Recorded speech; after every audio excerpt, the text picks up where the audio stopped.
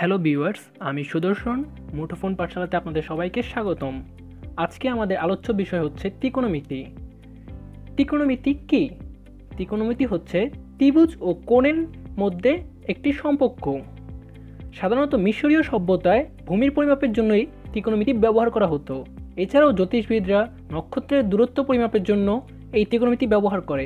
চলুন আমরা দেখি ত্রিকোণমিতি কীভাবে ব্যবহার করে, কীভাবে আমরা সহজেই গণিত করতে পারবো, সলভ করতে পারবো। দেখুন, ত্রিকোণমিতির 6টা অনুপাত আছে: sine theta, cosec theta, tan theta, cot theta, sec theta, cos theta. এই 6টা অনুপাতেই ত্রিকোণমিতি সব ম্যাথ সলভ করা হয়। প্রথমত একটি ত্রিভুজ এঁকেছি আমি, যে ত্রিভুজের ভূমি বিসি, লম্ব এবি আর অতিভুজ এসি।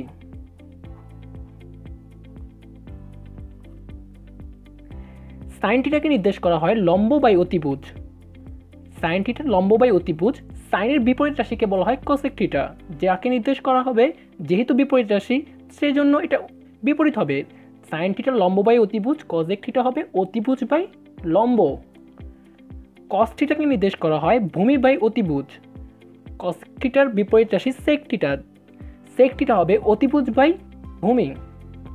টেন থিটাকে নির্দেশ করা হয় লম্ব বাই ভূমি দ্বারা, যার বিপরীত রাশি কট থিটা, সেই জন্য কট থিটাকে নির্দেশ করা হয় ভূমি বাই লম্ব।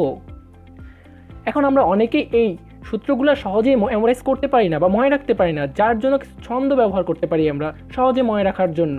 যেমন সাইন থিটাকে নির্দেশ করা হয় সাগরের লবণ অনেক। সাগরে এখানে দন্তাস দ্বারা বোঝানো হয় সাইন, এখানে লবণের ল দ্বারা বোঝানো হয় লম্ব, আর অনেকের এখানে বোঝানো হয় অতিভুজ, যার জন্য আমরা সহজেই মনে রাখতে পারি sine theta is equal two সাগরে লবণ অনেক, মানে লম্ব বাই অতিভুজ। একইভাবে কস থিটাকে মনে রাখা যায় কবরে ভূত আছে। কবরে ভূত আছে, কতে কস, ভূতে ভূমি, আর আছে তে অতিভুজ, যার জন্য কস থিটাকে মনে রাখতে পারবো ভূমি বাই অতিভুজ।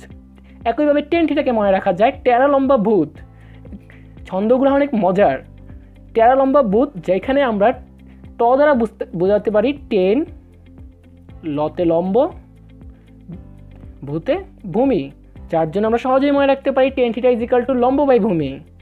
এখন আমরা বলতে পারি sine theta is equal to 1 by cosec theta. তাহলে cosec theta is equal to কী হবে? 1 বাই সাইন থিটা। এটা কীভাবে লিখতে পারছি? Sine theta is equal to 1 by cosec theta. দেখুন, sine theta is equal to লম্ব বাই ভূমি, যার জন্য আমি যদি বলি 1 বাই কোজেক থিটা, তাহলে আমরা কি বলতে পারবো? তাহলে আমরা বলতে পারবো 1 by cosec theta is equal to 1 by অতিভুজ বাই লম্ব। যদি আমি এই রাশিটাকে উল্টে দিই তাহলে হবে লম্ব বাই অতিভুজ। তাহলে আমি কি বলতে পারি sine theta is equal to 1 by cosec theta. একইভাবে আমি বলতে পারি cos theta is equal to 1 by sec theta. কীভাবে বলতে পারি? দেখুন, cos theta is equal to 1 by sec theta. আমরা জানি sec theta is equal to অতিভুজ বাই ভূমি, তাহলে আমি এটার পরিবর্তে লিখতে পারবো অতিভুজ বাই ভূমি। যদি আমি এই রাশিটাকে উল্টিয়ে দিই তাহলে আমার হবে ভূমি বাই অতিভুজ। অতিভুজকে মেইনলি অতি দ্বারা নির্দেশ করতেছি শর্টকাট করার জন্য, অতিভুজ। তাহলে কি আমি বলতে পারবো কস থিটা সমান 1 বাই সেক থিটা? হ্যাঁ, আমি বলতে পারবো। একইভাবে বলতে পারবো টেন থিটা সমান 1 বাই কট থিটা। তাহলে এই রাশিগুলোর বিপরীত রাশি কী হবে? Cot theta is equal to 1 by tan, sec theta is equal to 1 by cos, এবং cosec theta is equal to 1 by sine theta. চলুন আমরা আরও কিছু সূত্র দেখব। আমাদের এখানে বলা হয়েছে sign square theta plus cos square theta is equal to 1। Sign square theta plus cos square theta is equal to 1 কীভাবে হলো? দেখুন, আমরা আগে বলেছি সাইন থিটা সমান সমান লম্ব বাই অতিভুজ, তাহলে এটার উপর square. Cos theta is equal two বলা হয়েছে লম্ব বাই ভূমি বাই অতিভুজ, এটা একটা স্কোয়ার। আচ্ছা, তাহলে কি বলতে পারবো? লম্ব স্কোয়ার ইজ ইকুয়াল টু অতি স্কোয়ার প্লাস ভূমি স্কোয়ার ইজ ইকুয়াল টু অতি স্কোয়ার, মানে অতিভুজ স্কোয়ার। তাহলে আমি যদি এটা কমন নিই কি লিখতে পারবো? অতিভুজ স্কোয়ার লসাগু করলে লম্ব স্কোয়ার প্লাস ভূমি স্কোয়ার।